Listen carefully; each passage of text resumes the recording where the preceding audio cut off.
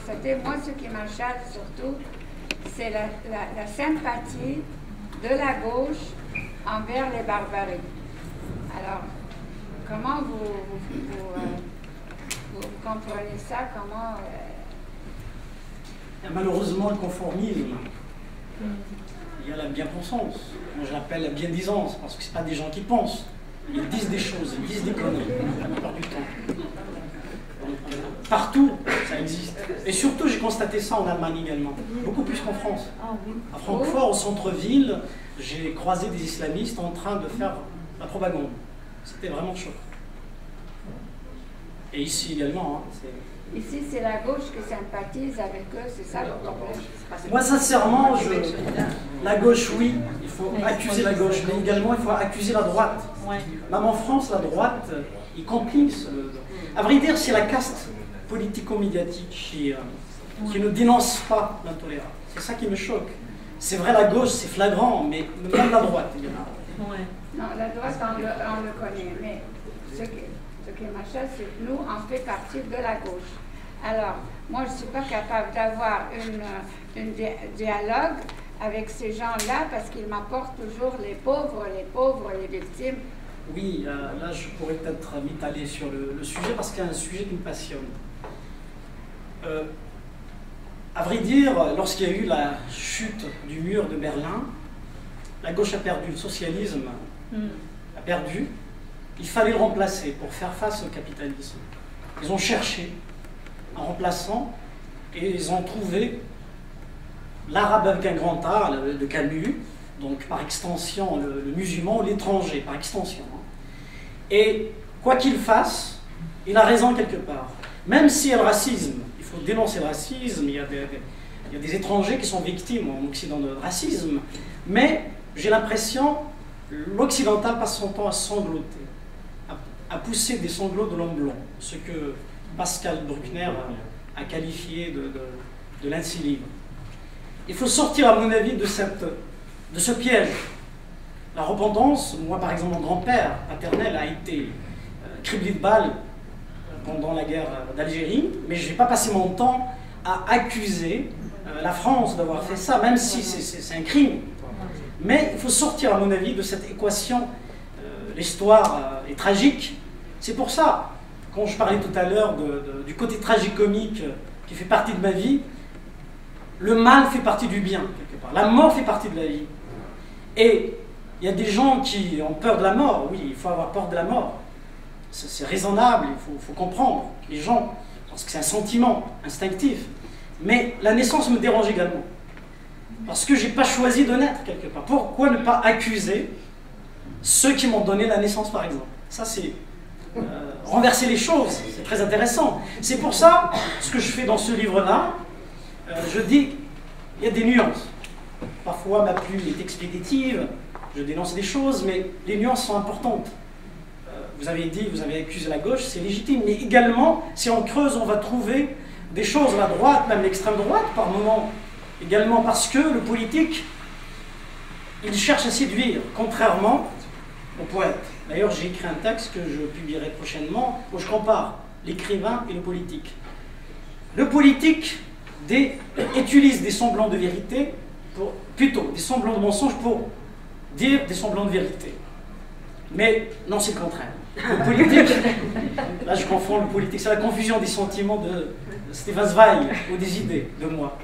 Donc le politique utilise des semblants de vérité pour dire des mensonges. Mais le romancier utilise des mensonges, donc je suis un menteur, pour dire des vérités. C'est quoi écrire? Écrire une fiction. Là j'ai inventé une histoire. Donc quelque part, j'ai utilisé des mensonges pour fabriquer cette histoire. Mais le but, c'est pour essayer de dire une vérité, donc la dépossession. Tout le monde est touché, donc sur le plan individuel, on est dépossédé. Parce que le temps nous échappe déjà. Comment parler du temps, une notion abstraite, par des mots du quotidien, des objets? Il y a quelque chose, c'est pour ça la poésie existe. On utilise la poésie parce que quand on crée une image, par exemple mon texte, toute femme est une étoile qui pleure, il y a des gens qui me disent, Karim, est-ce que les étoiles pleurent? J'ai fait exprès parce que j'écris une image qui provoquerait quelque chose chez le lecteur. Il va se dire, pourquoi la femme pleure? L'étoile pleure, donc il y a quelque chose qui ne va pas. La femme est une étoile qui pleure, donc il y a une injustice envers les femmes, quelque part. C'est ça. Là, je délire un peu. Vous avez rencontré Onfray ou c'est juste une association de noms? C'est un article dans Le Devoir, le sujet de mon roman.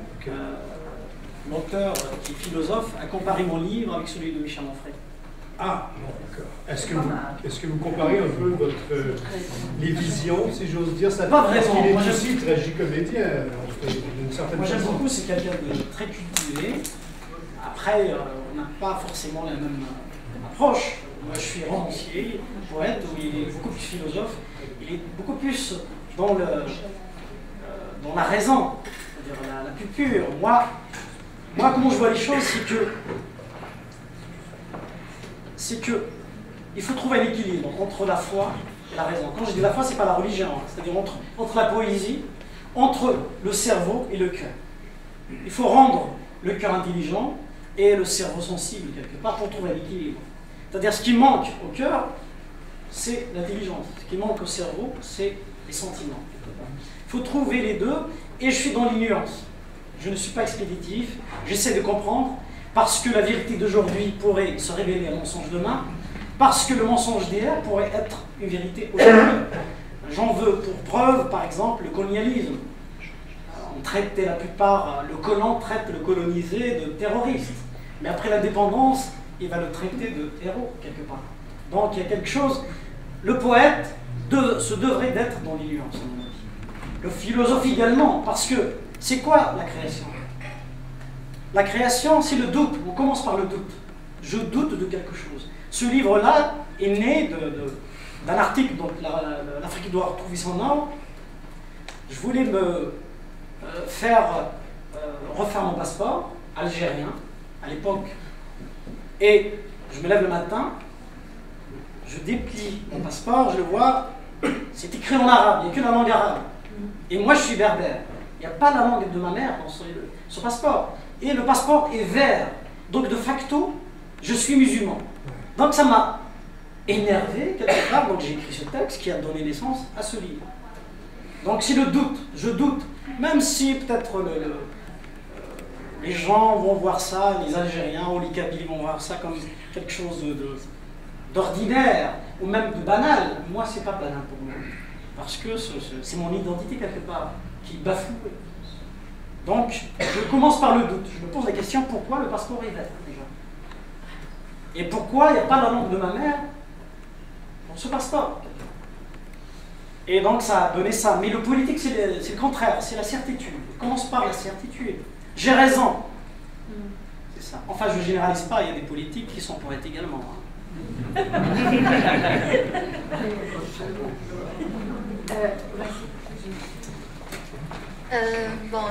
Merci Karim pour ce livre extraordinaire. Moi j'ai commencé à le lire et en le lisant, je suis d'origine kabyle.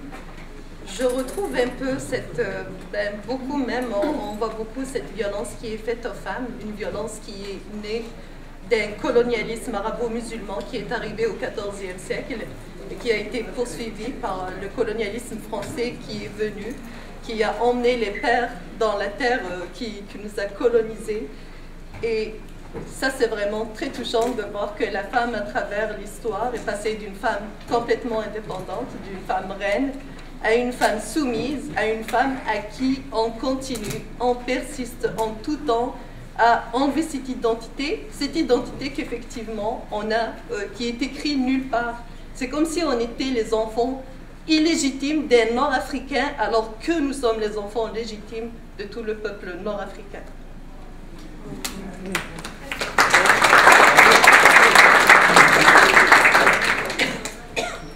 Est-ce que vous croyez que la violence que la femme berbère subissent au quotidien, ou bien subissait, ou bien subissent aujourd'hui, vient essentiellement de la religion musulmane, ou bien elle vient d'autres éléments que vous avez en quelque sorte effleurés dans votre livre? Donc pouvez-vous nous parler de ça? Je crois qu'il y a une certaine conjuration des imbéciles.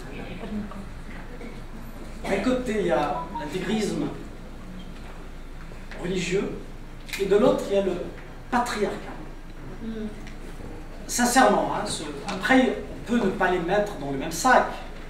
Ça pèse pas, c'est pas le même poids, quelque part. C'est-à-dire, il ne faut pas comparer les choses. Mais cette équation, cette double, je dirais, injustice faite aux femmes, donc d'un côté, il y a l'intégrisme religieux, et de l'autre côté, le patriarcat, menace la femme chez nous. Et parfois, je donne des conférences, il y a du monde en Kabylie, il y a des femmes et des hommes, mais quand je vois, par exemple, il n'y a pas beaucoup de femmes, ça me gêne un petit peu. Il faut aller jusqu'au bout des choses. Nous devons faire la place à la femme.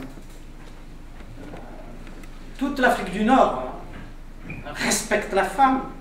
Enfin, à travers l'histoire, si on regarde, il y a la reine Kahina, la reine berbère Kahina, qui a dirigé un bataillon. Il y a par exemple Fadma Soumer pendant la guerre d'Algérie, même avant la guerre d'Algérie. La femme devrait retrouver sa place qui lui revient de droit en Afrique du Nord. On ne peut pas bâtir des pays seulement avec la moitié de la population. C'est pour ça que j'ai écrit une pièce de théâtre qui s'appelle « Toute femme est une étoile qui pleure ». Et il y a des choses, des sujets qui me dérangent, par exemple le sujet de la virginité. Il faut aller jusqu'au bout des choses. C'est pour ça, moi j'invite les gens, les nord-africains à sortir du lyrisme, du romantisme. Nous devons devenir, voir les choses avec des yeux clairvoyants. Quand je me regarde dans la glace, si j'ai des qualités, pourquoi pas, mais si j'ai des défauts, je dois les assumer. Et non pas les farder, j'invite pas les gens à farder leurs défauts, à maquiller leurs défauts, c'est pas ça. Mais il faut trouver des solutions à nos problèmes quelque part. Donc la femme devrait trouver sa place qui lui revient de droit partout dans le monde. Et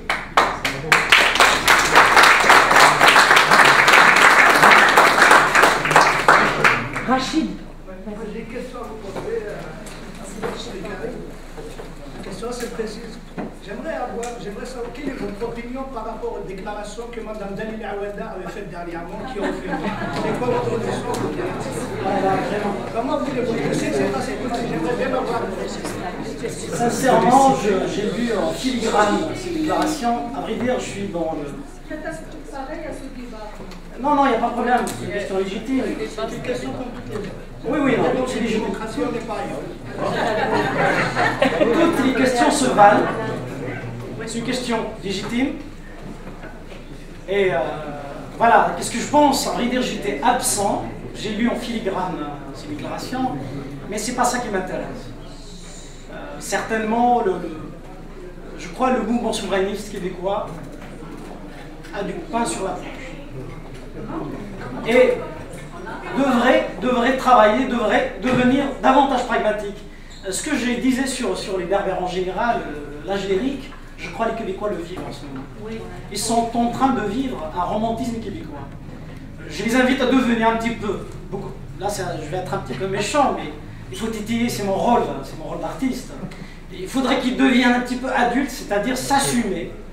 Parce que c'est quoi l'âge lyrique, c'est quoi? C'est comme l'adolescent qui exagère son amour. Il est dans les étoiles.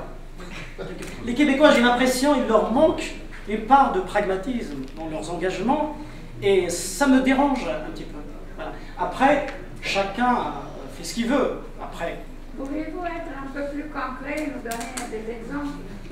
Par exemple, voilà le cas par exemple entre Québec solidaire et le Parti québécois. Ils ont essayé, ils ont fait le travail, et ça n'a jamais fonctionné. Ils cherchent à travailler ensemble, mais ça ne marche pas. Pourquoi ne pas revoir ces choses? Pourquoi ne pas passer à autre chose? Parce que Québec solidaire a été pris en otage par les intégristes, voilà. C'est ça le problème. C'est l'argent.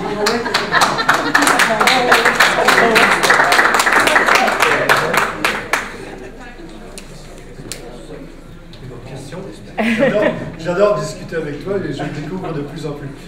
Tu parles de la déconstruction du soi et en même temps tu fais pas l'association, mais moi je le fais avec la maturité des identitaires québécois ou du moins des gens qui voudraient un peu faire une nation ou se regrouper.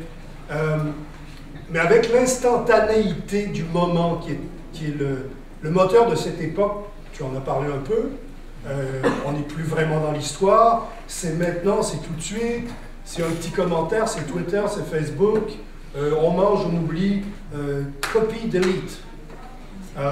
Ça va être difficile de ramasser, de regrouper tous ces gens pour se trouver une identité si il n'y a pas un socle, il n'y a pas une base qui fait appel à la culture, à l'histoire, à l'identité. Comment tu verrais, je dirais, un outil, si j'ose dire, pour essayer que les gens rejoignent le présent, la maturité, comme tu le dis si bien, et puissent finalement essayer de bâtir là-dessus, avec ce qu'est la société actuelle. J'ai écrit un texte dans Le Devoir où j'ai comparé l'islamisme et le consumérisme, même si on ne peut pas les comparer, mais j'ai l'impression, ce que j'ai dit au début, là, cette double dictature, enfin barbarie quelque part. Quand on regarde par exemple, on analyse les relations entre les États-Unis d'Amérique et l'Arabie Saoudite avec Trump, qui a critiqué soi-disant l'islamisme, etc. Et si on creuse un petit peu, on va trouver il y a des similitudes. En apparence, on dirait que les États-Unis d'Amérique sont aux antipodes de l'Arabie Saoudite. Mais si on creuse un petit peu, on va trouver il y a quelques similitudes. Par exemple, la notion de citoyen. Les États-Unis d'Amérique détestent le citoyen, aimeraient le remplacer par un consommateur. Et l'Arabie Saoudite déteste les citoyens également, aimerait le remplacer par un croyant. Et moi, je vois dans le filigrane naître un monstre, un bâtard, quelque part, un croyant consommateur dans le monde. Et j'étais en Europe récemment, j'ai vu la plupart des gens, enfin des Français, ne sont pas tout à fait citoyens, ils sont des croyants consommateurs quelque part. C'est-à-dire, quand je dis la croyance, c'est pas seulement l'islam ou le catholicisme ou notre religion. C'est-à-dire, quand je rencontre par exemple un occidental, du jour au lendemain il devient bouddhiste par exemple, ou un ingénieur, et il va aller rejoindre les rangs de Daesh par exemple. Il y a quelque chose qui ne va pas. C'est pour ça, à mon avis, il faut critiquer l'islamisme, et même l'islam, nous avons le droit de le faire également, mais également critiquer le consumérisme. Parce que le consumérisme crée des déshérités, des pauvres. Quand on arrive ici, moi je connais quelques amis aux États-Unis, même ici, ils travaillent, ils arrivent le matin au boulot, il y a le patron qui lui dit voilà, merci pour tout ce que tu as fait pour nous, maintenant tu peux prendre tes affaires, on n'a pas besoin de toi. Ils se retrouvent au chômage et largués complètement. S'il a une famille, etc., il va être une proie facile pour l'islamiste radical, enfin l'islamiste. Donc, certainement, Max Weber a écrit un livre très intéressant qui s'appelle « Désenchantement du monde ». Lui, il a poussé les choses très très loin. Avant, il y a des gens il a critiqué à vrai dire les Lumières. L'histoire, quelque part, lui donne raison, même si moi j'aime les Lumières. J'aime Condorcet, j'aime Rousseau, j'aime Voltaire, etc. Mais il faut regarder les choses avec des yeux clairvoyants. Le désenchantement du monde est à l'œuvre, quelque part. Comment réenchanter le monde? Non pas avec la religion, mais avec autre chose. Comment je vois les choses, moi, c'est avec l'art. Il faut réenchanter le monde avec l'art. Parce que si on va laisser le monde comme ça désenchanté, il y a des gens qui travaillent pour le réenchanter autrement, avec de l'intégrisme. C'est très très important d'analyser les choses et ne pas seulement faire une fixation. Il faut dénoncer l'islamisme, certainement, il faut le faire. Moi je le fais avec des amis qui sont ici, des militants, des artistes, etc., qui sont ici dans la salle. Mais il faut essayer de comprendre pourquoi on a du mal à convaincre, notamment l'élite. Il y a quelque chose. Comment déconstruire le conformisme, le puritanisme, quelque part, qui nous enferme dans cette atmosphère-là, étouffante un peu. Donc il faut pousser les choses très très loin. C'est pour ça les nuances, quand je dis les nuances, ce n'est pas pratiquer la bien-pensance, c'est pas ça. Les États-Unis d'Amérique, les gens pensent, moi lorsque je vivais en Kabylie. Je pensais que les États-Unis d'Amérique, c'est l'idéal. Lorsque je vivais en France, voilà, c'est la liberté, etc. Alors que nous vivons un monde orwellien, une époque orwellienne. C'est-à-dire, quand on nous parle de liberté, il faut comprendre la soumission. Quand on ne parle de la paix, il faut comprendre la guerre. Voilà, c'est comme ça que je vois les choses. C'est le côté tragicomique encore qui revient. Monsieur Kodji.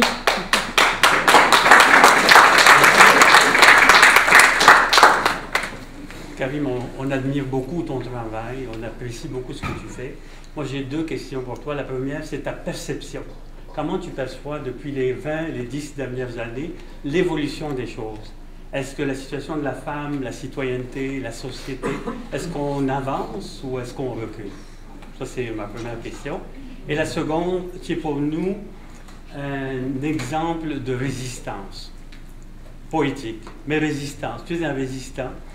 Et ma question, c'est comment peut-on, c'est quoi la source de ta résistance? Et comment peut-on déployer ce modèle de la résistance? C'est quoi la piste? Qu'est-ce qui fait que Karim Akouche écrit La religion de ma mère? Hein? Et ça, c'est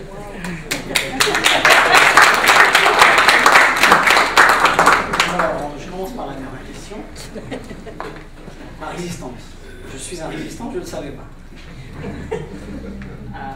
Pour parler de moi un petit peu, je suis ingénieur. Ce que Evelyne a dit tout à l'heure. Il y a eu une guerre entre l'ingénieur et le poète, pour moi. Et au bout du compte, c'est l'ingénieur qui a été assassiné par le poète. Donc le poète a gagné. D'ailleurs, ces derniers temps, le poète a enterré l'ingénieur. Je suis plus ingénieur. Mais je suis militant, oui, certainement. On a besoin d'ingénieurs. Ah, c'est vrai, oui, oui. Il y a des ingénieurs ici. Je m'en excuse auprès d'eux. Et parce qu'il y a une guerre, sincèrement, j'avais du mal à écrire avec cette guerre intérieure au fond de moi. Et donc, à un moment donné, je me suis dit, voilà, quand on écrit, il faut aller jusqu'au bout des choses. Donc, il faut pas tricher. Même si il y a des gens qui ont vu dans mon livre la façon comment j'écris, la dimension d'ingénieur, enfin le style d'ingénieur. Mais je suis également poète, donc je suis romancier. Je suis militant également. Mais je n'aimerais pas que le poète soit assassiné par le militant quelque part. Parce que, je reviens à ce que je disais tout à l'heure sur la raison. Parce que je peux me tromper quelque part. Pourquoi je dis ça? Parce que je peux annoncer là, devant vous, une vérité pour moi, je vais dire, voilà, une vérité achevée, mais demain sera un mensonge quelque part. Mais je sais une chose, c'est que l'islamisme, il faut le combattre. Ce que j'annonce là, c'est une vérité. C'est pas une vérité absolue, mais pour moi, c'est une vérité quelque part. Et ne pas lui chercher des circonstances atténuantes. Dire, voilà, peut-être, faut essayer de comprendre. On n'a rien à comprendre.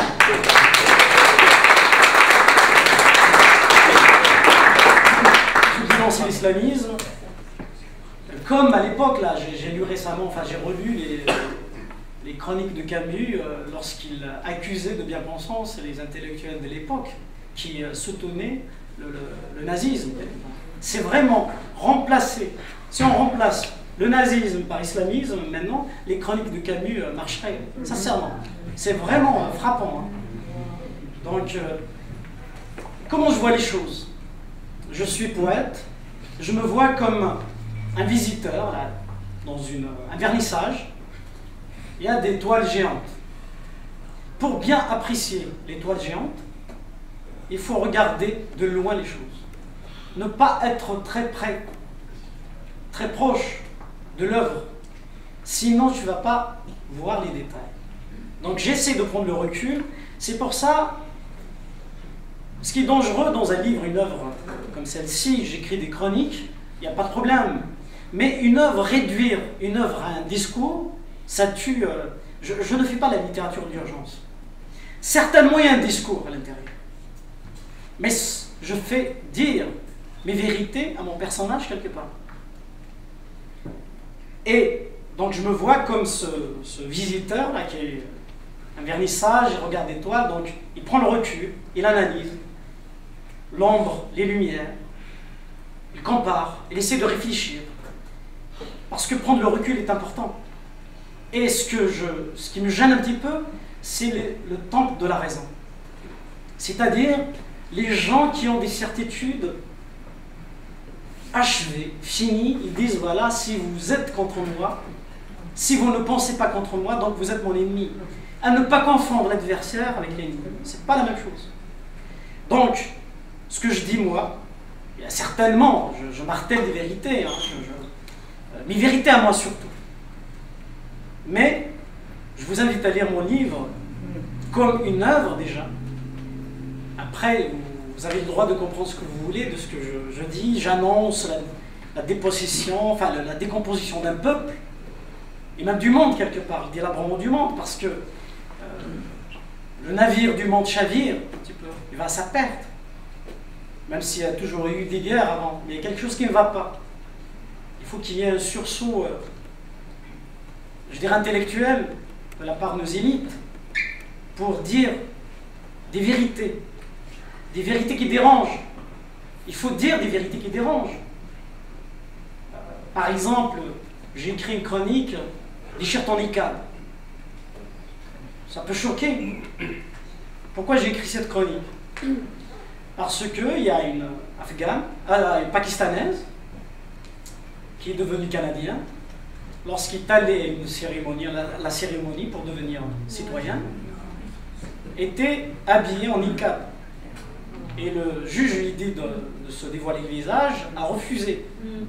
Mais qu'est-ce qu'il a fait? A attaqué l'État canadien et a gagné. Voilà la soumission de l'Occident quelque part. Et des êtres humains en général. Donc ça a donné ce texte-là, parce que la liberté dans la soumission, ce n'est plus la liberté. Allez-y. Karim, bonjour. D'abord, je te salue pour cette initiative. Moi, j'étais fasciné par justement le livre, je l'ai lu au cours d'un voyage. Je relève deux petites questions, en fait, une seule question. Est-ce que c'est le fait parce qu'il y a l'islamisme, le phénomène de l'islamisme et sa matrice, le terrorisme, qui t'a fait renaître, enfin, l'éveil de l'écriture de ce livre, ou alors, parce qu'à un moment donné, est-ce que c'est le poète qui a écrit, ou c'est le militant des libertés en général qui a écrit? Je crois que c'est une question pertinente. C'est les deux à la fois. Mais quand on écrit, on aimerait que l'œuvre soit lue dans l'avenir également. On n'écrit pas pour... la plupart d'ailleurs des écrivains qu'on aime, qui sont morts, qui ne sont plus de ce monde, ils n'ont pas écrit seulement pour leur époque, ils ont écrit pour les générations à venir. Donc le piège, c'est écrire juste le conjoncturel. Par exemple, j'aime Frédéric Forsyth, il a écrit sur le KGB. Il a une plume merveilleuse. Mais quand je lis ça, j'ai l'impression que c'est démodé un peu, parce que le KGB n'existe plus quelque part. Donc, j'ai essayé. Certainement, il y a le militant qui a écrit le livre, le laïc, le militant laïque, celui qui défend les droits de la femme, qui défend la liberté des peuples à disposer de leur liberté. Certainement, il y a le militant dans ce livre. Mais j'ai essayé de faire une œuvre, un roman, au sens propre du terme. Parce que toute œuvre devrait triompher du temps.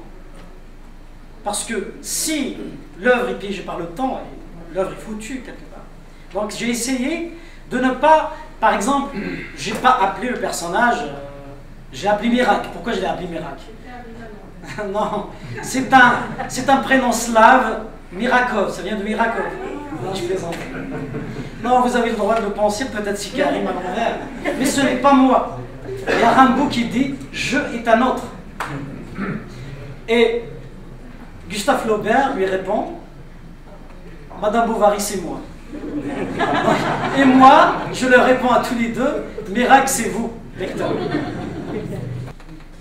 Parce que cet islamisme n'existait pas il y a très peu d'années. Aujourd'hui, on l'a financé à grande échelle, partout dans le monde, pour justement sauver un système qui est arrivé à ses limites. Le communisme a perdu, le capitalisme aussi. Donc, on a fait naître une nouvelle religion, cette religion qui finalement a des ramifications dans toutes les croyances. Il est le dollar, euro, écu, on l'appelle comme on veut, et dans le siège central et poste. Donc, le mérite de ce livre, je l'ai vraiment apprécié, et Gary a raison de qualifier le style comme un style barrière parce que il n'y a pas de superflu, tu vas direct au but et tu dis les choses comme elles sont. Ce n'est pas de jouer à l'hypocrisie ou embellir la situation. Ça retrace exactement ce que nous avons vécu et ce que malheureusement nous vivons encore tant qu'on n'a pas pris conscience que religion égale soumission. Et religion, ce n'est pas juste la croyance aux trois grandes religions, parce qu'elles ont des noms, nous n'aurons pas le nombre peut-être, mais tant qu'on n'a pas pris conscience que ces croyances-là qui nous creusent notre propre temps. Merci, mais juste, je ne partage pas un point lorsque tu as dit que l'islamisme est le fils illégitime du capitalisme. Légitime, oui, même légitime. Moi, parce que dans mon livre, j'ai utilisé l'expression qui pourrait choquer certains d'entre vous également. Et c'est mon rôle, surtout c'est mon personnage qui parle. Hein. Et dès la France, et la fille est née d'église, mais à un moment donné, dès l'Algérie, la fille illégitime de la France. C'est mon personnage qui parle. Hein. La fille illégitime de la France. Non, parce qu'à un moment donné, mon personnage arrive à Alger, il se pose la question. C'est quelqu'un qui voit les choses, qui analyse, parce que c'est un monologue intérieur, par moment. Il voit la carte de l'Algérie, c'est parce que vous l'avez vu. C'est tracé pratiquement à la règle. Il dit, voilà, il y a quelque chose qui ne va pas. Et je ne sais pas si vous connaissez l'histoire de... à l'époque, Alger existait, mais l'Algérie n'existait pas. Le mot Algérie n'existait pas. Il y a le maréchal Schneider a fait une réunion avec ses collaborateurs. Il s'est dit, voilà, on va extrapoler le mot. Alger, ça a donné l'Algérie, au Domago, café parisien, quelque part. Donc, apparemment, peut-être la citation vient de là, mais je ne vais pas très très loin, c'est-à-dire dans ton sens, pour dire que c'est le capitalisme qui a donné naissance à l'islamisme, parce que l'islamisme existait avant le capitalisme. Et lorsque il y a eu la conquête arabe, islamique chez nous, ils ont détruit, ils ont décapité des femmes et des hommes également. Donc, c'était l'islamisme avant l'heure, quelque part. Madame. Mais pour le reste, je suis d'accord avec toi. Allez-y. En parlant de soumission de l'Occident, je ne sais pas si tu as lu le livre de Wedel, Soumission. Oui. Est-ce que c'est un scénario qui peut arriver à ça? Tout est possible. Hein. Parfois, la réalité supplante la fiction. Lorsque j'ai écrit mon roman Allah oublie des enfants perdus, c'est l'histoire des clandestins, enfin des jeunes qui voulaient quitter l'Algérie pour aller en Occident, enfin en Europe. Et à la fin, le personnage Aouaoui, il va se faire intercepter. Par qui? Par le passeur, celui qui l'a aidé à s'enfuir. Donc il le raquette, lui soutire de l'argent. À un moment donné, il va, parce qu'il est armé quelque part, il va le faire intercepter. Et qui va le juger à la fin, au tribunal, c'est le passeur. Celui qui l'a aidé, qui devient le procureur, quelque part. Donc, là, si on raconte ça ici, à Montréal, on va dire, c'est une histoire vraisemblable, ils vont dire non. Mais, dans la fiction, on peut se permettre des choses. Mais la plupart du temps, la réalité supplante la fiction. Et ce que j'ai écrit, là, c'est l'histoire de ces jeunes qui ont quitté l'Algérie, etc. Et qui ont été donc arrêtés par le passeur qui les a jugés. Ensuite, il y a d'autres absurdités qui se passent. En Algérie, il y a des amis haïtiens ici, en Haïti également, un peu partout dans le monde. Et l'histoire que j'ai racontée sur le niqab, c'est une absurdité. Raconter cette histoire il y a de cela 10 ans, ici, une femme avec le niqab, on lui donne les papiers et donc refuse de se dévoiler le visage et va attaquer l'État canadien et gagne, il y a 10 ans, c'est impossible. Impossible. Donc c'est ça D'où le rôle de la littérature quelque part. Monsieur, allez-y, puis oui. Bonsoir tout le monde. Moi je reviens en roman, puisque c'est un bon plaisir. Comme un bon plat bien préparé, donc on va le finir. Enfin, ma question, je reviens sur le personnage de Mirac. Dans la première partie du roman, je me reconnais dans Mirac en tant que kabyle, et par la suite, il m'a échappé. Je ne sais pas pourquoi ce changement, cette fluctuation littéraire. Est-ce que c'est le personnage qui a décidé ainsi, ou c'est l'auteur? On sait bien que des fois, on tombe dans une guerre, l'auteur se chame avec son personnage. Alors, c'est ça la première question. La deuxième, je te remercie pour quelques expressions qui restent féminines, je m'explique en français. Vous avez utilisé quelques expressions en kabyle. Ça a fait bien celle du roman. Que je mets à l'imam, on monte les permanences, on va l'arber, on va son lieu. On va donner un peu de sel au roman. En revanche, on va pas toujours quitter le lieu, je vais essayer de faire une petite critique après les littéraires. J'aimerais bien qu'une description soit exhaustive dans cette thématique, puisqu'il s'agit d'une Kabylie laïque. La Kabylie était et est toujours laïque jusqu'au jour d'aujourd'hui. Malgré quelques ingrédients envahissants. Et le livre, le titre du livre va de soi, c'est la religion de ma mère. S'attarder à maintes reprises dans des descriptions sur la réserve kabyle, voir la botanique, la faune et la fleur et tout. Je trouve un petit peu ennuyeux à maintes reprises que vous décriviez ça. Voilà. La troisième question. Non. Okay. Sinon, je vais, il y a M. Miville de Chêne aussi ensuite. C'est pas problème, on peut poser une troisième. C'est elle qui a entré qui. Alors allez-y, il y en a d'autres. Monsieur Miville de Chêne. J'ai intervention pour faire remarquer que beaucoup d'islamistes ont été d'abord des ingénieurs privés d'emploi. Moi, de l'ingénieur et du poète et d'un passage. Alors, votre troisième question, allez-y. Votre troisième. Oui, je la pose en kabyle, je m'exprime en français. Très bien. Je suis kabyle, donc l'hôtel est kabyle, on est dans une même région, en Kabylie et tout.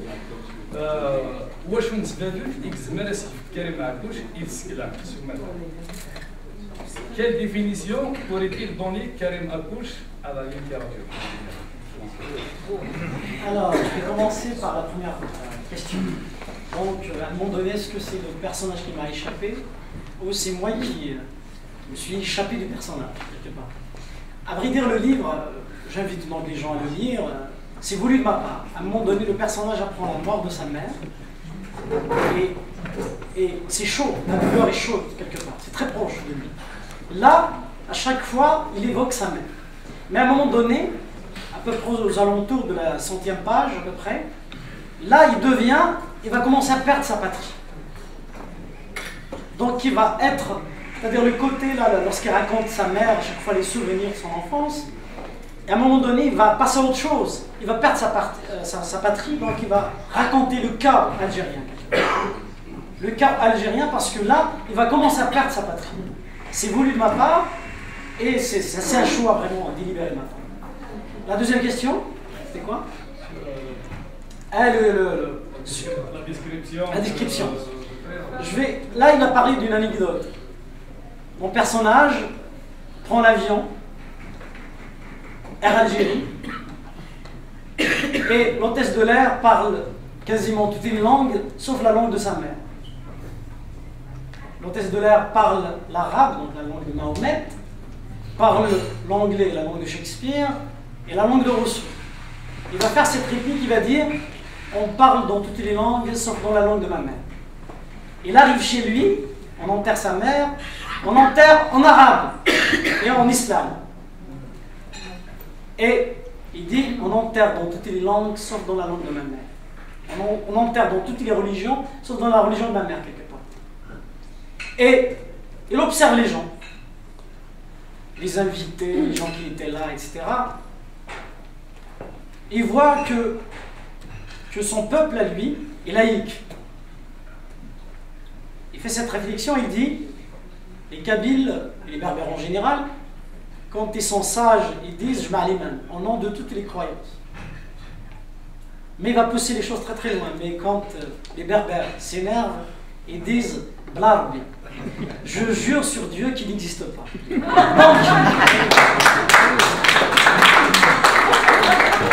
Donc, quand ils sont sages, ils sont laïcs. Quand ils sont laïcs, ils deviennent athées. Voilà, il faut dire les choses telles qu'elles sont.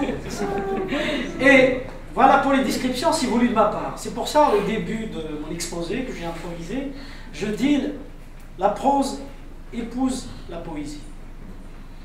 Le fond épouse la forme. Et j'ai fait tout ce travail de style pour faire en sorte que le lecteur, lorsqu'il va lire le livre, transpire avec mon personnage. Si mon personnage s'énerve, j'aimerais que le lecteur s'énerve aussi avec lui. Donc, par exemple, je ne sais pas si tu as remarqué, il n'y a pas beaucoup d'adverbes. Il n'y a pas beaucoup d'adjectifs, c'est voulu de ma part. C'est voulu. C'est le rythme. Et il y a Dostoïevski qui dit quelque chose, il dit ce qui est important dans le roman, c'est le poème. C'est-à-dire la musicalité. Donc j'ai fait tout pour que cette voix soit déjà mienne et en même temps cohérente de A à Z. J'aurais pu m'étaler sur des descriptions, etc. Mais j'ai fait tout pour éviter tout cela. Donc c'est voulu de ma part. Et la troisième question? Ah, elle est en berbère, en Amazie. Ma définition de la littérature. Je crois, Evelyne a dit, écrire, c'est coudre ses blessures avec la pointe de son stylo. Et également écrire, c'est répandre la lumière sur les yeux aveugles du monde. Voilà, donc j'essaie de répandre la lumière à ma façon, avec mes moyens. Et également, donc répondre à la lumière d'un côté, de l'autre côté, guérir mes blessures et celles des lecteurs. Enfin, je n'ai pas cette prétention, mais je m'y essaie. On le lit avec un rythme, mais tu as dû l'écrire avec le même rythme aussi. Ça, je t'ai un peu trahi parce que je le sais. Allez-y. Oui. Bon, quand je parle à Karim, je le dis toujours mon cher poète. Je le dis jamais mon cher poète Karim. Excusez-moi, vous les Karim, mais pour moi, il est universel. Il appartient à tout le monde et il est absolument nécessaire partout. Donc, mais il faut dire aussi ses origines. Oui, mais je n'ai pas cette utopie. Je vous dis en blague, c'est que une blague bien sûr, mais je dis, j'ai besoin de cette utopie de fermer les yeux et dire, il est de partout. Et je l'aime comme ça et je suis jalouse, moi en tant que mère, de voir que sa mère a élevé un garçon si merveilleux que ça, qui n'est pas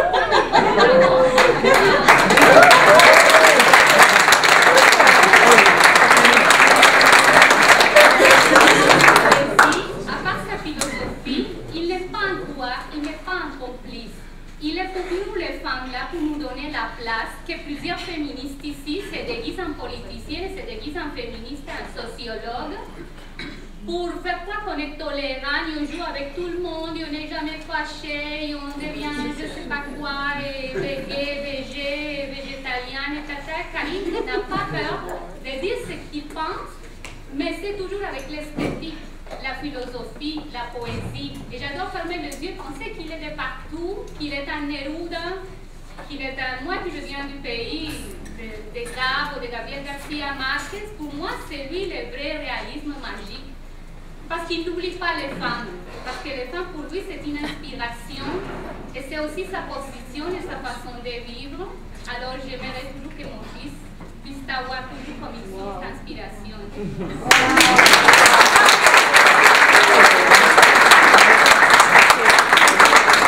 Monsieur. Karim, monsieur Kian-Lebric, bonsoir tout le monde. J'allais poser un petit peu une question pour comprendre et puis taquiner aussi. Moi, ce que je n'aimais pas dans le livre, le reste que je l'aime, c'est qu'on parle, dans tout le monde qui nous entoure, on parle de religion. Partout, c'est la religion. Est-ce que le titre « Religion de ma mère », et moi j'ai lu le livre, je ne vois pas de religion. Est-ce que c'est plus par vente ou qu'est-ce qui vous a inspiré le titre de Religion de ma mère? Pourquoi ce n'est pas autre chose? Parce que à la lecture du livre, je ne vois pas de religion dedans. Bah, le reste, j'allais dire, Karim, ça me fait plaisir, effectivement, de dire un petit peu nos origines de Kabylie, parce que il faut dire, on n'a pas un moyen autre que c'est important d'où on vient, mais c'est important de s'ouvrir sur le monde. On est au Québec, on est en Amérique du Nord, et puis sincèrement, je crois que Karim, c'est un très bon exemple d'ouverture, c'est un très bon exemple à suivre pour notre communauté, telle que cette évolution. Mais certainement, il faut savoir toujours d'où est-ce qu'on vient pour savoir où est-ce qu'on s'en va. Donc, Kabylie, Kabyle, c'est très très important pour nous parce que on est ignoré partout, on est dans un système qui nous a niés. Donc effectivement, c'est pourquoi nos écrivains, nos auteurs, nos artistes, nos peintres, ainsi de suite, doivent prendre le temps de parler de nos origines de Kabylie. Et je vous remercie beaucoup. J'ai une petite question. Est-ce que vous avez, en lisant par rapport aux écrivains algériens, Rachid Mimouni, Kateb Yassine, Mouloud Mabri, Mouloud Faraon et autres, est-ce que vous avez, j'allais dire, des écrivains qui vous inspirent de là? Lesquels? Merci beaucoup.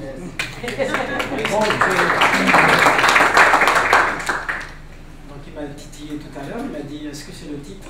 Le titre est racoleur. Il vient d'une réplique du personnage qui dit je ne suis d'aucune religion, je suis de la religion mère. Et ce livre-là en filigrane, il y a la religion, ça revient chaque fois.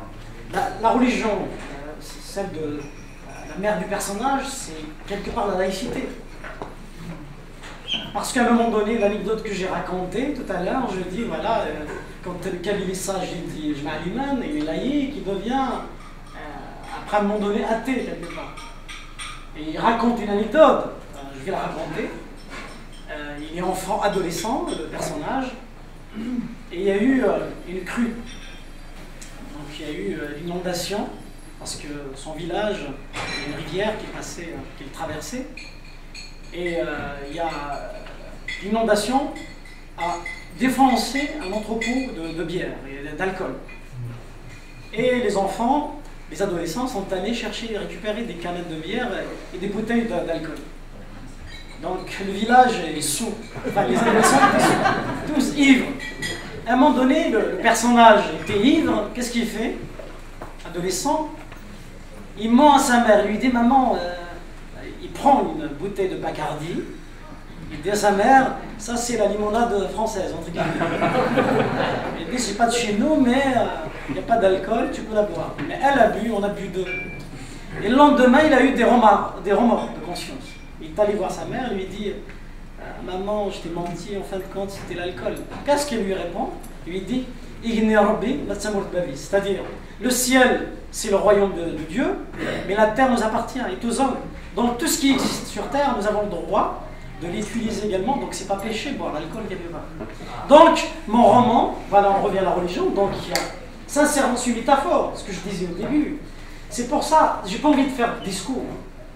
Raconter une anecdote comme ça est plus intéressant que de dire voilà la religion de ma mère c'est le paganisme. C'est facile. Mais mon livre, la religion de ma mère, c'est pour faire simple, j'ai pas envie de réduire mon livre au paganisme. Mais il y a le paganisme quelque part dans ce livre.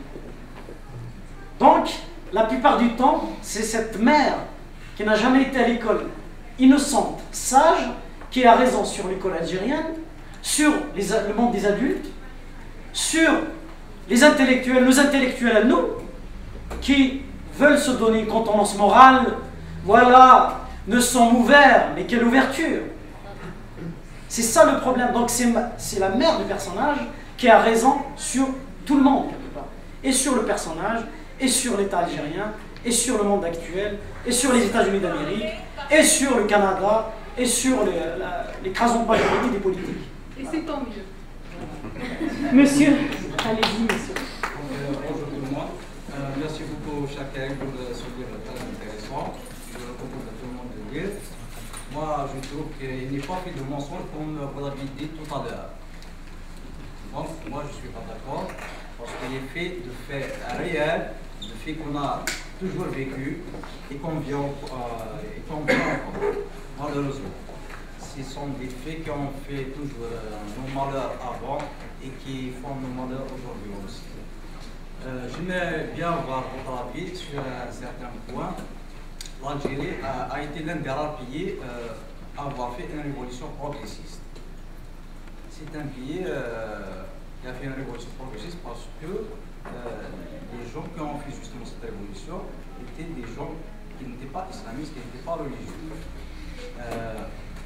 En même temps, la Kabylie, notre région d'origine, son apport à cette révolution a été immense. Il a fourni le grand des effectifs pour la révolution, que ce soit en militant, que ce soit en militaire. Ensuite, l'indépendance est arrivée. Malheureusement, c'est mon point de vue, il y a une classe intellectuelle qu'on dit francophone à l'époque, a joué le jeu du système à l'époque, au lieu de construire une identité algérienne qui va vers la modernité, il a travaillé dans le sens de nourrir l'arabo-islamisme. Et à ce moment-là, une guerre idéologique a été menée contre nous, contre l'Algérie, par le biais de l'arabo-islamisme, et cette guerre, malheureusement, aujourd'hui, est gagnée.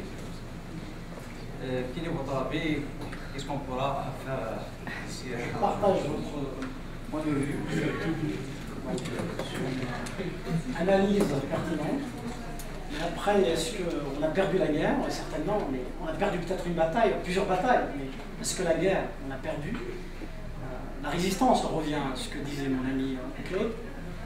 La résistance, je suis un résistant. Parmi nous ici, il y a des femmes résistantes ici, des hommes résistants, des gens convaincus qui défendent leurs idées. Ils prennent des risques énormes. Moi, lorsque je suis allé en Algérie, il y a quelques amis ici qui m'ont dit pourquoi y aller. J'ai pris des risques énormes. Mais je me suis dit, ce livre-là, pour moi, je le juge important. S'il arrive à atteindre les foyers kabyles et les autres foyers d'Afrique du Nord et même du monde, pourquoi pas?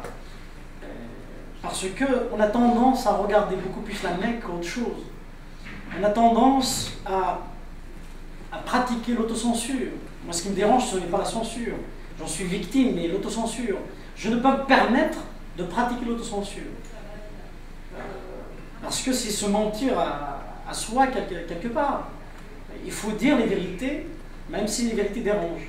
Il faut faire ce travail de sensibilisation. Dire que voilà, l'islamisme, là, pour l'instant, il dérangera toujours l'être humain. Il faut le combattre. Il ne faut pas se cacher derrière son petit doigt. Dire, voilà. Comment Le combattre, il faut qu'il y ait un front avec de la sincérité, avec des convictions. Si on est convaincu, il faut aller jusqu'au bout des choses. Le problème de nos élites, ils ont de confort dans leur tête. Ils ne veulent pas sortir de là. Ils ont, par exemple, ils vont dire, dès qu'il y a un attentat, pas d'amalgame. S'ils ont de confort, c'est des mots qui existent, ils ne connaissent que ça. Leur vocabulaire est très très mince, il n'est pas riche.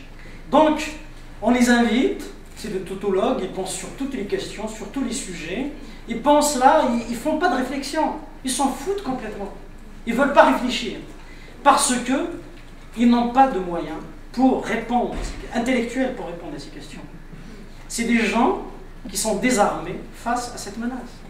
Parce que, pour guérir, par exemple, pour guérir un enfant, il est malade, il va chez le médecin, et le médecin doit le faire parler pour comprendre sa maladie. Donc le médecin, il doit nommer le mal. Si tu nommes pas le mal, tu ne peux pas le guérir. Donc ce qui se passe avec l'islamisme, déjà, nos élites à nous, la plupart, ont du mal à nommer le mal. C'est un mal, il faut le dire, il faut le nommer pour le guérir. Voilà, donc déjà commençons par ce travail-là. Donc déjà la prise de conscience est très importante, nommer le mal, la prise de conscience et le combattre après, avec des moyens, l'éducation surtout. Madame, parce que le mal, je vais conclure, ce qui est dangereux pour moi, ce n'est pas seulement le terrorisme islamiste, c'est l'idéologie islamiste qui est dangereuse. Le wahhabisme par exemple, c'est très dangereux tout ça. Okay. Monsieur qui est d'origine américaine, je crois. Allez-y. Salut Kay, salut mon frère. Chaque fois je te vois, je pense salut mon frère. Question. C'est nouveau pour moi d'apprendre que ta formation a été comme ingénieur. Et je me demande, y a-t-il un moment spécial, une certaine épiphanie pendant ta jeunesse où quelque chose t'a tourné la tête vers la littérature que tu voudrais partager avec nous? L'anecdote, là, je vais dévoiler ma vie maintenant. À vrai dire, ne pas exister, c'est intolérable pour moi. J'avais du mal à accepter l'inexistence du kabyle que j'étais, que je suis toujours. C'est-à-dire, je me suis dit comment exister, puisque sur le plan administratif, je n'existais pas. Je me suis dit, j'essaierai d'exister autrement. Par l'écrit, par là. Donc, quelque part, c'est cela qui a déclenché ce désir d'être. J'ai commencé par la peinture. J'ai commencé même, là je vais me confondre avec mon personnage qui raconte une histoire. Mon personnage raconte, c'est pas moi, c'est Miracle, raconte une anecdote. À un moment donné, il habite une région où on fait beaucoup de poterie. Il y a beaucoup de femmes qui font de la poterie là-bas. Et il y a des concurrentes. Sa maman faisait la poterie. Et un été, elle n'avait plus d'argent. Et je ne sais pas si vous connaissez les motifs berbères. Donc toutes les femmes utilisent des motifs berbères pour décorer ces poteries. Et il y avait des concurrentes, donc sa mère avait du mal à vendre ces objets en terre cuite. Et elle a proposé ses services à sa mère. Le personnage lui a dit, puisque je dessine un peu, je vais te dessiner des personnages historiques sur les objets de poterie. Et sa mère a accepté. Et lorsque les gens ont découvert donc, le travail de collaboration entre la maman et le fils et l'enfant, ils ont aimé. Et du coup, ils ont amené le pion à la misère quelque part. Donc, le personnage a commencé à croire en lui. Donc il a commencé à devenir artiste, donc peintre, quelque part.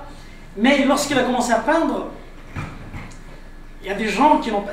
Quand on n'a pas une culture artistique dans la peinture, on a du mal à déchiffrer l'étoile, les œuvres d'art visuel. Donc il s'est dit, le personnage, autant passer à autre chose, la voix. Donc la voix, tout le monde comprend la voix. C'est facile à comprendre.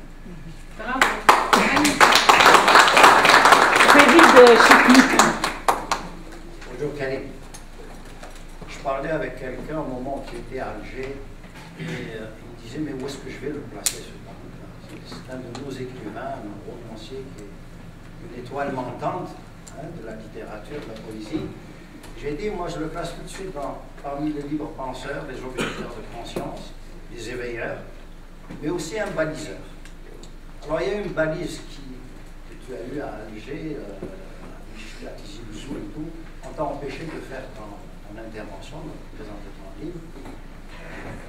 Tu es parti avec la peur au ventre, c'est ce que j'ai lu quelque part. Moi j'aimerais bien que tu décrives ce sentiment que tu as vécu pendant ce moment entre ton aéroport pour le parler ici, et puis ton arrivée, et l'accueil qu'on t'a fait à ton arrivée.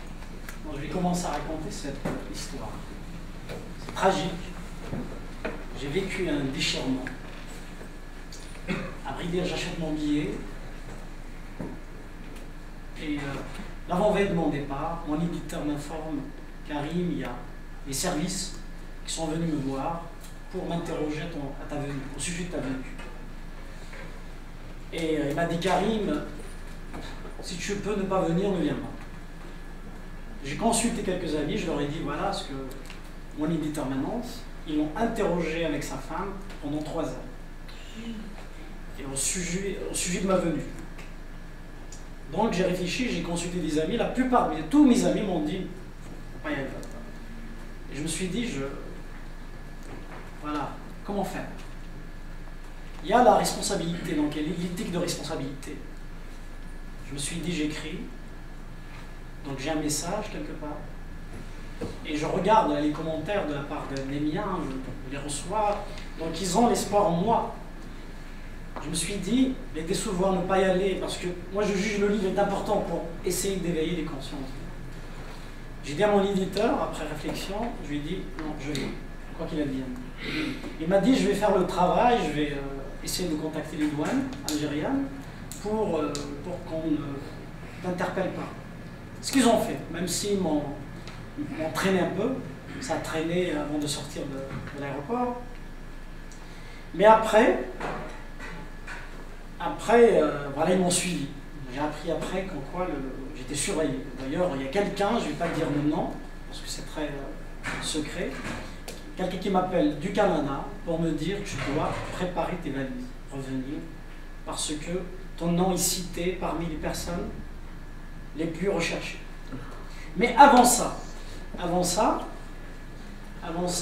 je devais donner la première rencontre à la librairie Chir, au centre-ville de Tizi Ouzou, et la conférence a été annulée. Je dis annulée, interdite. J'ai discuté avec les responsables de la librairie, et j'ai dit, voilà, puisque j'avais d'autres rencontres à donner, je me suis dit, voilà, autant atténuer un petit peu le propos, écrire juste, pour ne pas créer des problèmes aux libraires. La conférence a été annulée. Mais, le lendemain, j'apprends que ma conférence de Tizi Ouzou était sur le point, à l'université, était sur le point d'être annulée. Et j'ai discuté avec les responsables. Ils m'ont dit, on va faire tout pour que cette conférence ait lieu. Ce qu'ils ont fait. Normalement, on m'a programmé, c'est le conseil scientifique de l'université qui m'a invité, on m'a programmé à l'auditorium de l'université. Mais ils ont fait tout pour l'annuler. Je rends hommage ici devant vous à la directrice du département, qui m'a dit, département de français, qui m'a dit, Karim, si on m'interdit, on nous interdit cette conférence, je démissionne. Les a menacés de démission et rédiger une lettre ouverte. Donc ils ont eu peur. Qu'est-ce qu'ils ont fait? Ils ont fait tout pour délocaliser la conférence de l'auditorium vers la grande salle de lecture. Qu'est-ce qu'ils ont fait? Ils ont inventé, l'avant-veille ou 3 jours avant, un événement farfelu, célébré le 8 mars, le 15 mars. Sur l'affiche, c'est absurde. Hein? J'ai utilisé l'expression absurde d'Algérie, c'est l'absurdistan. Qu'est-ce qu'ils ont fait? Ils ont fait l'affiche à la hâte, ils ont écrit célébration du 8 mars, mais c'est marqué le 15 mars. Donc c'est absurde. Ils n'ont même pas écrit la journée de la femme. Et ils ont, à vrai dire, il n'y a pas eu d'événement à l'auditorium. Ils m'ont créé spécialement pour m'empêcher de donner ma conférence là-bas. Mais il y a eu la vigilance des étudiants et la résistance des enseignants. Donc j'ai donné ma conférence et au fond de la salle, il y a eu des agents, plein d'agents. Il y avait même des gens qui étaient avec un ordinateur pour prendre des notes. Voilà. Et à la fin de la conférence, il y avait plein de monde, plein de monde. Et on sort, on est allé dans un restaurant, ils nous ont suivis.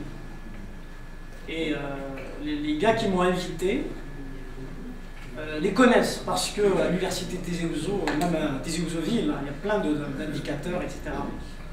Donc voilà ce qui s'est passé.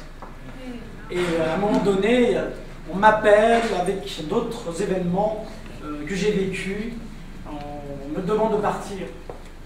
J'ai dû prendre mes valises et à la hâte, à 3 heures, j'ai pris la décision 3 heures avant le vol. J'ai cherché pour revenir à Montréal le vol. Je n'avais pas, parce que mon retour était prévu pour le 5 avril. Il fallait que je parte. j'ai trouvé le vol le plus proche et celui pour Paris, donc avec Air Tassili. J'ai fait la réservation avec mon téléphone à la hâte.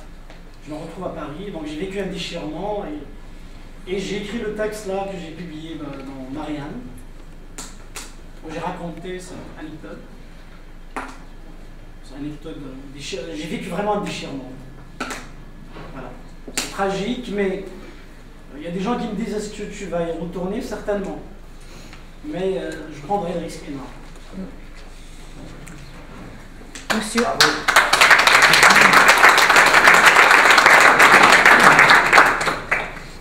Bonsoir tout le monde. Moi, j'aimerais bien parler d'un point que je trouve vraiment très important, mais qu'on n'a pas abordé à présent, c'est le sujet de l'école. Parce que là, je vois à un moment donné que Merak a visité l'école primaire, donc il a fait ses études, etc. Mais moi, j'aurais aimé que ce point soit plus développé dans le roman, mais qu'on a resté à ma fin. Mais ma question est la suivante, j'essaie de pas faire. Juste un instant. On ne vous entend pas. Ah ouais? Okay. On va attendre. Vous voulez que je répète? Continuez. Okay. Plus fort. Plus fort. D'accord. Donc, je vais aller directement à la question. Je ne vais pas m'étaler sur ce point. Donc, ma question est la suivante. Ne pensez-vous pas que l'école, notamment l'école algérienne, est à l'origine de beaucoup de souffrances et de maux que Merak a vécu? Ça, c'est ma première question. Si c'est oui, selon vous, comment Karim Abouche voit l'école de demain qui pourra justement mettre fin à combattre cette idéologie arabo-islamique? Moi, on parle de combat justement de cette idéologie, ça. Donc, comment, selon vous, voyez que l'école de demain pourra quand même remédier à beaucoup de situations que Merak a vécues, qui pourra éviter justement des générations futures de vivre les mêmes souffrances, les mêmes maux? Je me rappelle d'une citation que j'ai trouvée dans un manuel scolaire, un Tipaza, où c'est écrit noir sur blanc: l'islam est un arbre, il ne vivra que lorsqu'il sera érigé par du sang. Ça m'a frappé, avec du sang. Donc c'est un arbre qu'il faut ériguer pour qu'il vive. Donc c'est pour les adolescents. Et ça m'a frappé. Donc je le pense profondément. Moi, je l'ai dit dans un article, je suis un rescapé de l'école algérienne. Et la plupart d'entre vous également, des gens qui viennent de tout le monde. C'est ça. Et je pense profondément que l'école algérienne est un centre de formation d'islamistes.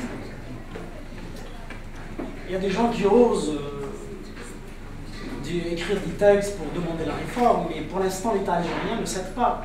Parce que l'avenir, la prise de conscience vient de l'école. Si on leur interdit la raison critique, en exergue de ce livre, j'ai utilisé une eau forte, une gravure de Goya, le peintre Goya. Ça m'a frappé, cette citation. Il dit: le sommeil de la raison engendre des monstres. C'est ça, le sommeil de la raison en Algérie engendre des monstres. Parce qu'on n'a pas le droit de critiquer ni l'islam, ni les traditions, ni l'arabisme, ni nos aînés également. On a le droit de critiquer tout le monde. Ce qui ne marche pas, il faut le dire. Martine. Je me permets d'ajouter un petit quelque chose à ce que dit Karim. Monsieur, regardez, je prends note, si ça ne vous dérange pas. Martine, vas-y. Oui, non. Le privilège de l'art. En tant que Kabyle, je voudrais savoir, tes vérités se rapprochent-elles de Kamil Daoud? Et est-ce que tu l'as rencontré? Et voilà. Est-ce que vous dénoncez vraiment les mêmes choses au même moment? Est-ce que ça a du poids par rapport à... Oui, certainement, c'est un grand acteur qui défend la liberté d'expression déjà, avec ce qu'il a vécu à Cologne, l'histoire de Cologne, son article sur Cologne. C'est choquant, moi j'ai écrit un texte pour le défendre. C'est très important qu'il y ait cette solidarité entre les artistes, les écrivains, qu'ils soient noirs ou blancs, du sud, du nord, etc., c'est très très important. Donc certainement, on partage beaucoup de choses. Beaucoup de choses. Et il faut qu'il y ait également une solidarité plus large entre les intellectuels, d'ici d'ailleurs. Et là, par exemple, la liberté d'expression est menacée. Malheureusement, on n'a pas le droit de... Il y a des moules. Tu dois respecter ces moules. Tu n'as pas le droit de sortir de ces moules, de proposer autre chose. Alors que l'artiste, comme je le disais tout à l'heure, c'est le doute, sa source c'est le doute. Je pose la question, par exemple, est-ce que Mahomet a existé? J'ai le droit de me poser cette question. Est-ce que l'islam a été écrit juste après sa mort ou au moment de sa... J'ai le droit de me poser cette question. Si on m'interdit, moi j'ai participé à des émissions du Canada, parfois on me censure en direct, il y a quelque chose qui ne va pas. Et ça me dérange, donc ils veulent tuer l'art quelque part. Mais le problème, ils vont finir, si on va penser tous ici dans la salle la même chose, on va finir par tuer la pensée. Parce que moi, la discussion est intéressante, moi je dis mes vérités à moi, et il y a quelqu'un qui va me critiquer. C'est ça ce qui est intéressant, à travers ce qu'il va me dire, peut-être ça va provoquer quelque chose en moi. Peut-être ça va me pousser à approfondir ma réflexion. Sinon, on va tous penser la même chose. C'est le rhinocéros là, de UNESCO, quelque part. On se regardera dans le miroir. C'est flagrant, tout ça. Ouais. Ali Kaïdi. Je reviens par rapport à l'idée de désenchantement du monde. Vous avez utilisé cette expression. Est-ce que vous pensez que le retour de religieux aujourd'hui dans le monde entier est une conséquence de ce désenchantement vis-à-vis de la modernité, ou bien c'est quelque chose qui est particulier au monde musulman ou au monde arabe? L'histoire du désenchantement du monde, donc la thèse de Max Weber, lui, à vrai dire, il y a deux visions du monde, notamment connues. Il y a la vision anglo-saxonne, où c'est-à-dire le mal n'est pas universel, la douleur n'est pas universelle, le bien n'est pas universel, c'est-à-dire chaque communauté a sa façon de voir le monde. Donc c'est l'ancêtre du communautarisme quelque part, ce qu'on appelle le génie allemand, ou le romantisme allemand. Et de l'autre côté, il y a la vision française des choses. Donc la vision des penseurs français, des philosophes français, donc Rousseau, Condorcet, Diderot, etc. Et d'ailleurs, je vous raconte à cette occasion l'histoire de Goethe. J'ai eu l'honneur d'aller rendre visite à la maison de Goethe, à Francfort. Et à un moment donné, il faisait partie de ce courant philosophique et littéraire, le génie allemand. Mais il a lu un livre traduit du chinois. Il n'avait jamais lu de livre chinois. Et il était touché par le personnage central. Il s'est posé la question, il s'est dit donc, puisque l'amour est universel, pourquoi on est enfermé, nous, Allemands, dans le génie allemand, dans le communautarisme? À partir de là, il quitte. Il a eu des conflits philosophiques avec d'autres philosophes, notamment Herder, où il quitte. Il quitte le courant d'ailleurs de manière violente, quelque part. Donc il y a deux visions du monde. Il y a la vision allemande, donc après ça a donné Max Weber, qui critique les Lumières. Mais lui, c'est à juste titre, quelque part. Quand il dit le désenchantement du monde, on va le vivre. À l'époque, on lui a dit, voilà, il délire. Mais regardez ce que nous vivons en ce moment.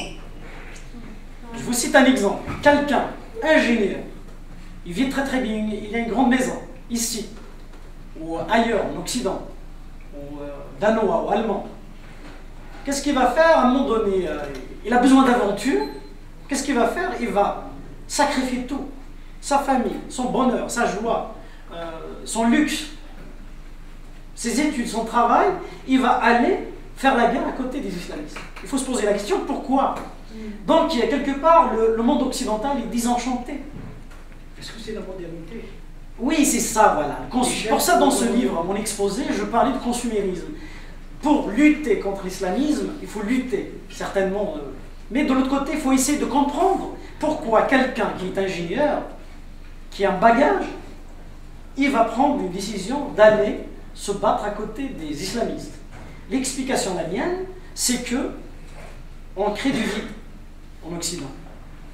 On crée du vide, ce que, je vous raconte, il y a Gary, nous aimons les chaises, la pièce de théâtre de l'UNESCO, c'est l'histoire de deux vieillards, un couple de vieillards, qui vivent à Paris et ils ne reçoivent personne, ils s'ennuient. Ils vivent un ennui mortel.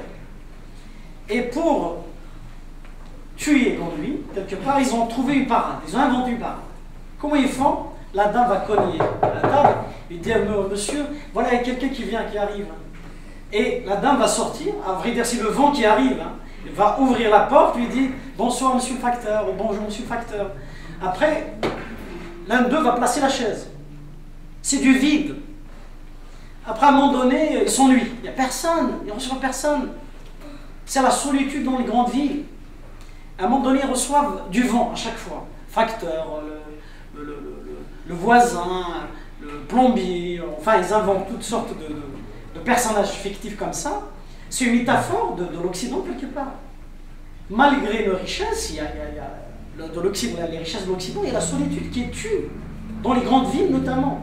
Et moi, j'étais récemment aux États-Unis d'Amérique, j'ai vu, quand on parle du bonheur américain, le rêve américain, c'est plutôt le cauchemar américain. Les grandes villes, notamment New York m'a frappé, c'est une ville à peu près de 50 000 habitants. York, et il y a Lafayette là-bas, le vécu là-bas, il y a même le musée Lafayette. Là. Et j'ai vu le centre-ville vide, je voyais des gens avec un regard hagard, perdu, au sein de l'Amérique profonde, ce qu'un sociologue, un géographe français appelle en France, la France périphérique, et aux États-Unis, l'Amérique périphérique, souffre. Dans le désenchantement du monde, qu'on le veuille ou non, là, peut-être Max Weber était très sévère envers les philosophes français, parce que, d'ailleurs, il y a des nuances. Voltaire, on pense qu'il est athée alors qu'il n'a jamais été athée, il était déiste, mais laïque. C'est ça. Donc il y a des nuances à faire. Mais lui, Max Weber a critiqué les Lumières. Parce que pour défendre le génie allemand, parce qu'il y a un affrontement philosophique entre la conception du monde, la vision du monde française et la vision anglo-saxonne ou allemande. Mais les jeunes maintenant ont besoin d'aventures.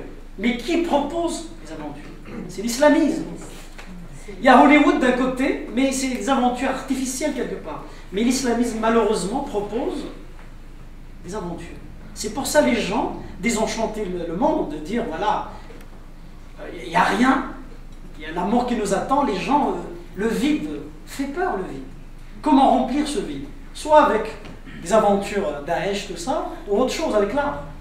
C'est ça, c'est pour ça la notion de désenchantement du monde, maintenant, est vérifiable, on la voit. Mais il ne faut pas réenchanter, parce qu'il y a des gens, quand j'utilise réenchanter le monde, ils pensent que c'est avec la religion. On peut le faire autrement, avec autre chose, avec l'art, avec la discussion, avec la peinture, avec la danse, avec le voyage, avec la nature, etc. Monsieur, à côté d'Ali.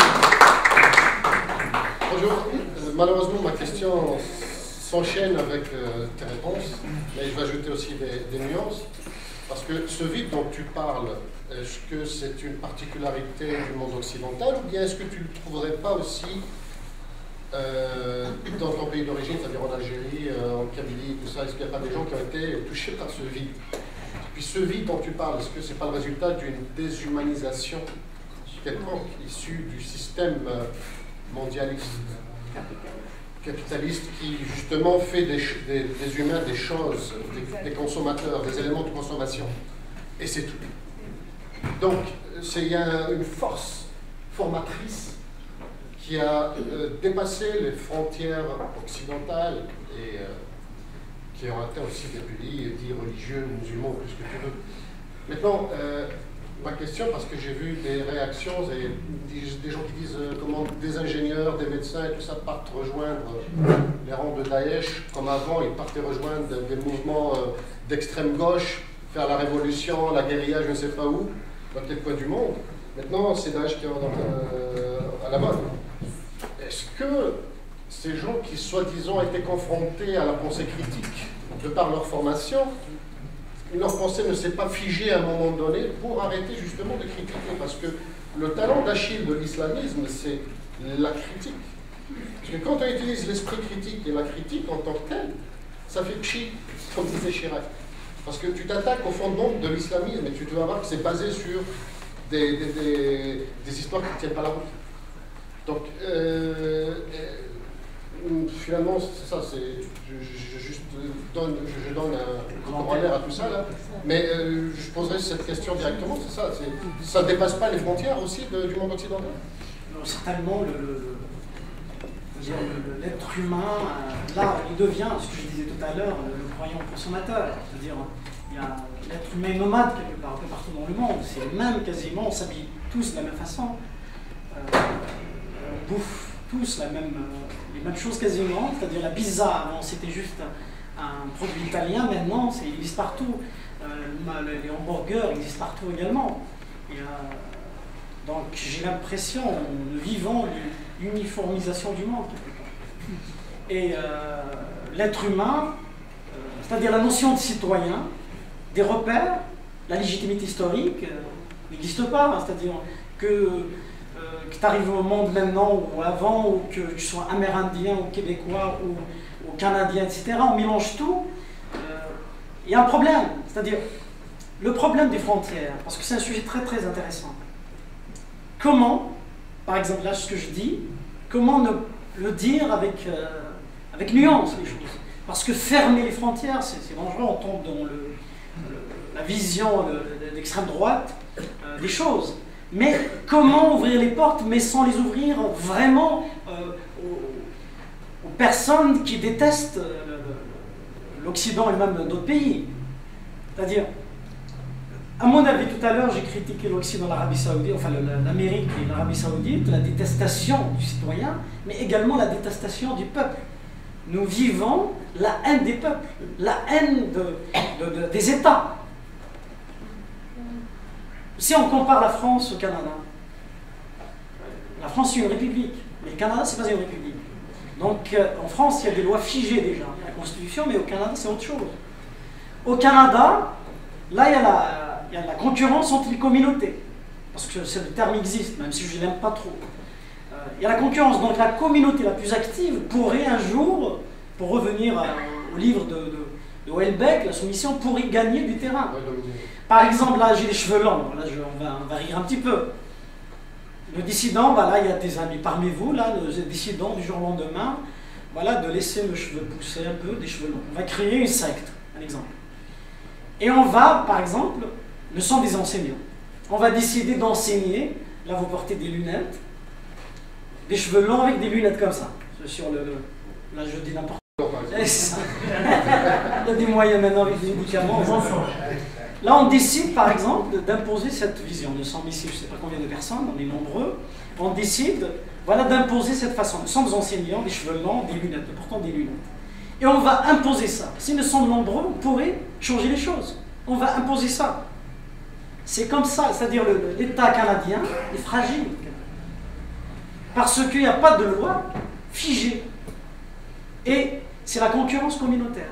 C'est pour ça, c'est la vision anglo-saxonne des choses. En Allemagne, on dirait que j'étais à Montréal, à Francfort. J'ai trouvé des islamistes en train de distribuer des prospectus.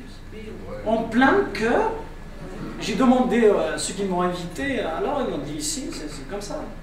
Il faut respecter l'autre. C'est-à-dire l'autre, quoi qu'il dise, il faut respecter. Et on tombe dans des absurdités comme notre cher Premier ministre, Philippe Couillard, qui dit par exemple, l'intégrisme est un choix personnel. On a le droit d'être intégriste au Canada. Et moi, je lui ai répondu dans un texte qu'on a publié avec des amis kabyles, une réponse où à un moment donné une citation parce qu'il y a un journaliste qui m'a posé des questions. Je dis, si l'intégrisme est un choix personnel, c'est quoi le terrorisme? Le terrorisme, c'est quoi? C'est l'intégrisme qui n'est pas encore passé à l'acte. Donc, les frères Kouachi, par exemple, qui ont assassiné les journalistes de Charlie Hebdo, en fraction de seconde, ils étaient intégristes et deviennent terroristes à un moment donné. Donc, un raisonnement de notre Premier ministre, là, C'est choquant de dire ce genre d'absurdité. Mais dans ces pays-là, les pays, je dirais, où l'on pratique le communautarisme, le multiculturalisme, parce que je fais la distinction entre le multiculturalisme et la diversité culturelle, c'est pas la même chose. La richesse est importante, mais le multiculturalisme, c'est la négation de la diversité. Et c'est quoi le multiculturalisme? C'est un regard pas condescendant vers l'étranger. C'est-à-dire, j'ai une maison, j'ai un enfant, mon foyer, j'ai un enfant, j'ai un chien. Je ne vais pas traiter de la même façon mon chien et mon enfant. Donc quelque part, l'image que je vous donne, le père de famille, un enfant et un chien, c'est comme l'État canadien. Et il y a les Canadiens, entre guillemets, pur laine, et de l'autre côté, l'étranger. Il y a un regard paternaliste. Un chien, on ne va pas lui parler le langage qu'on utilise pour les enfants. Donc il y a un regard codescendant, quelque part, envers l'étranger. C'est-à-dire, ce n'est pas l'ouverture, à vrai dire, le multiculturalisme. Au contraire, c'est une certaine arrogance, le mépris envers l'étranger. On va à une dernière question parce qu'on doit clore. Après ça, il sera à votre disposition, vous pouvez aller lui parler. Allez-y, monsieur. Vous n'avez pas oublié, je suis convaincue. Malgré l'âge que vous m'avez dit. L'excuse fatale. Salut Karim. Moi je suis peut-être quelqu'un qui a vécu 30 années en Algérie, 30 années au Québec. Donc je peux prendre le pouls de la situation et de la façon dont elle a évolué. Je reviens à deux petites phrases de notre chantre régional, je dirais pas national parce qu'on n'a pas de nation encore. Matou Blounès. Il disait, je traduis, messieurs, dames,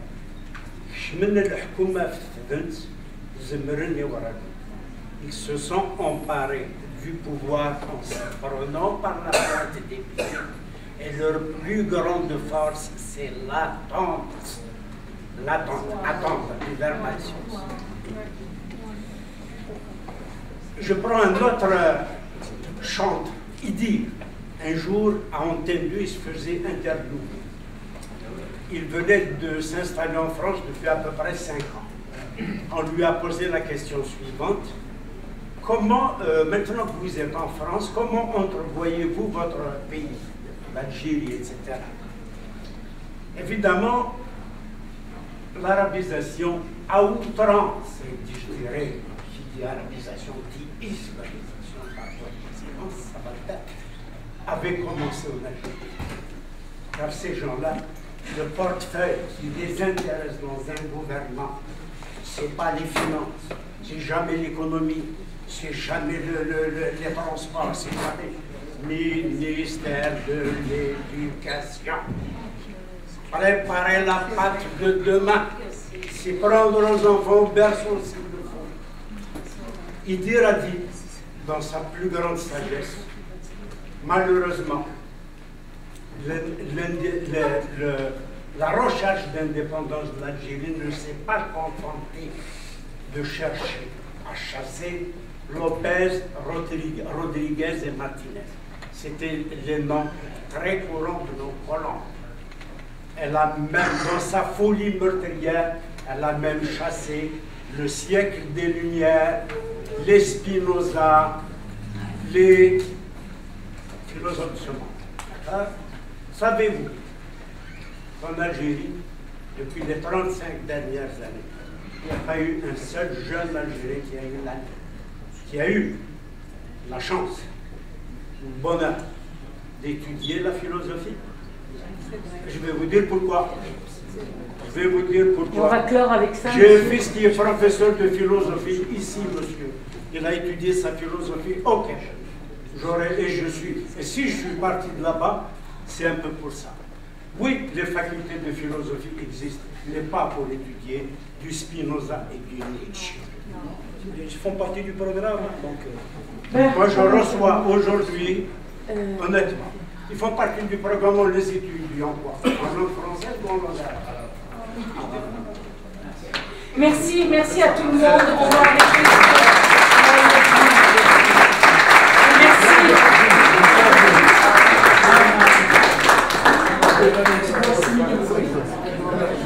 Alors, signature de livre avec David.